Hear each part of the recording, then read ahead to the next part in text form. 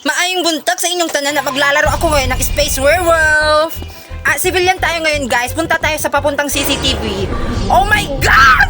May bumatay guys! Putang ina! A body has been found by nag-report guys. Yuan.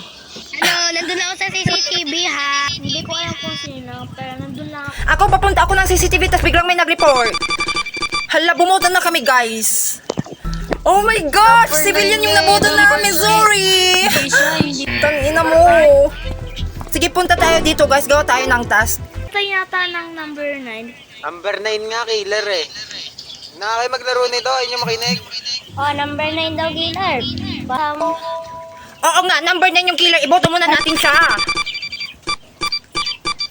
Yes! Killer yung naboto namin na number 9 guys. Puta, killer siya. Isa pa, may killer. Oh my gosh, pumatay na naman yung killer. Nakakainis na ha. Nakita ko si number 7. Si 7 yung nakita ko, promise. 7, kampi niya si number 9.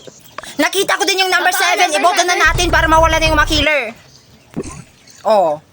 Yes! Nanalo yung mga villagers. Nanalo kami guys kasi may hindi sila nagawang task. Bye-bye!